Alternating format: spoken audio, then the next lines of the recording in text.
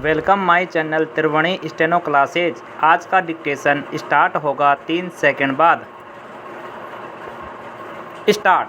महोदय, पिछले 50-55 वर्षों से हम खादी संबंधी कार्यक्रम को कार्यान्वित करते आ रहे हैं। इस कार्य की ओर हमने पर्याप्त ध्यान दिया है और हम में से कुछ ने तो पर्याप्त समय भी दिया है। सबसे बड़ी कठिनाई मील के बने कपड़े से प्रतियोगिता की है। एक और कठिनाई यह भी है कि सदा इतनी खादी उपलब्ध नहीं होती जितनी कि उसकी मांग रहती है। पैरा। खादी का आर्थिक आधार भारतीय जीवन संबंधी कुछ मौलिक तथ्य हैं।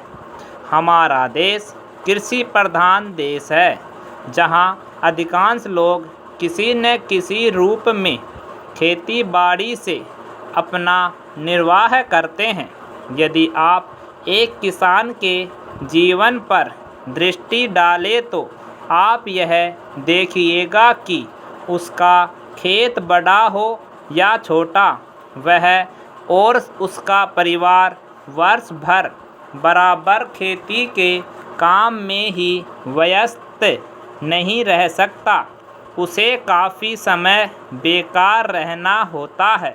दूसरे रोजगार की खोज में वह अपना घर छोड़ नहीं जा सकता, क्योंकि खेती के काम में कभी कभी निरीक्षण की आवश्यकता होती है। यदि बेकारी का वह सब समय जब किसान व्यस्त नहीं होता आधी खादी तैयार करने के काम में लगाया जाए तो देश भर की आवश्यकता के अनुसार खादी मिल सकती है। पैरा।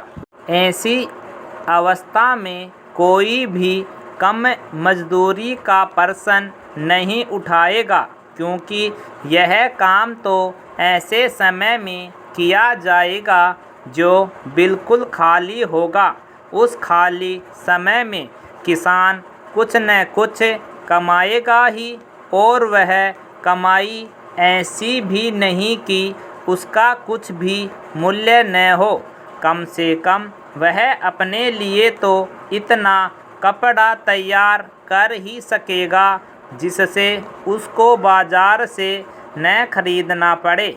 मैं आपको अपने निजी अनुभव से बता सकता हूँ कि 1 घंटा प्रतिदिन काटने से हमें इतना कपड़ा मिल सकता है जितना कि एक औसत हिंदुस्तानी के लिए आवश्यक है, अर्थात 15 से 20 गज कपड़ा प्रति व्यक्ति।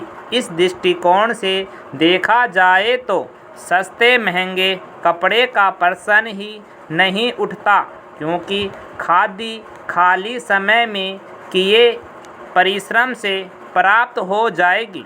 खादी के संबंध में एक आधारभूत तथ्य है। हम जानते हैं कि आदमी सदा काम नहीं करना चाहता। कभी कभी उसे खाली बैठे रहना ही अच्छा लगता है। परंतु इन सब कठिनाइयों के अतिरिक्त मैं सोचता हूँ कि खादी का प्रचार और विस्तार असंभव नहीं है। अतीत में गांधी जी ने खादी आंदोलन आरंभ किया। पैरा। महोदय, उस समय हमारे देश के प्रशासन से कोई संबंध नहीं था।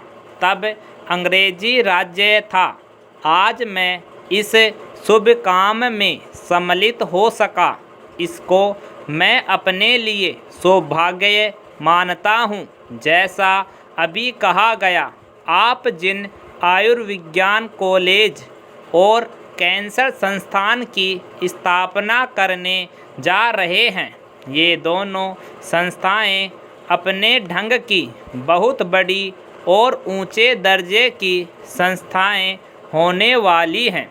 मैंने सुना है कि उनमें विभिन्न विभाग होंगे जिनमें विद्यार्थियों को ऊंचे प्रकार की शिक्षा मिलेगी और जहां अच्छे से अच्छे चिकित्सक रखे जाएंगे जो शिक्षा देने के साथ साथ गरीब से गरीब का और बुरे से बुरे रोग की चिकित्सा भी किया करेंगे। सभी आयुर्विज्ञान कॉलेजों में यही स्थिति होती है कि जो वहाँ पढ़ाते हैं वे रोगियों को भी देखते हैं और वहाँ के विद्यार्थी भी पढ़ने के साथ साथ रोगियों को देखते हैं। इस प्रकार उनको साथ ही साथ व्यवहारिक ज्ञान भी मिलता जाता है।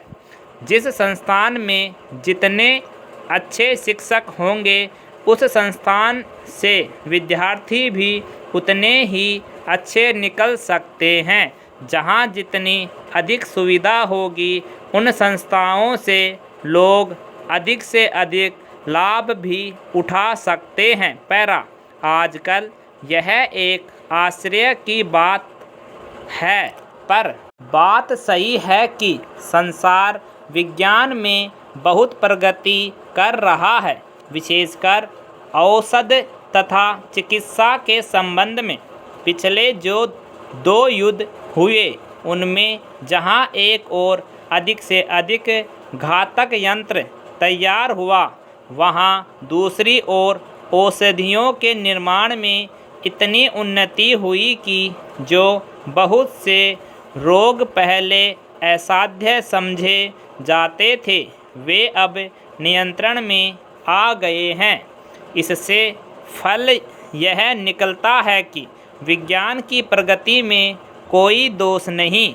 इस प्रगति से जो जैसा लाभ उठाना चाहते हैं उठा सकते हैं। यह मनुष्य पर निर्भर है कि वह उस विद्या से लाभ उठाए या उसे हानिकारक बनाए। यह आश्चर्य और दुख की बात है कि जहाँ एक और इस विज्ञान द्वारा आज इतने लोगों को भयंकर से भयंकर रोगों से मुक्ति मिल रही है, वहाँ उसी विज्ञान द्वारा लोगों का जीवन संकटमय हो गया है। हम चाहते हैं कि हमारे देश के वैज्ञानिक, चाहे वे विज्ञान के किसी भी क्षेत्र में काम करते हो, इस बात को सदा अपने ध्यान में रखें कि यदि विज्ञान का कुछ अर्थ हो सकता है तो वह सेवा होना चाहिए, न कि विनाश। तभी भावी प्रगति होगी। कंप्लीट।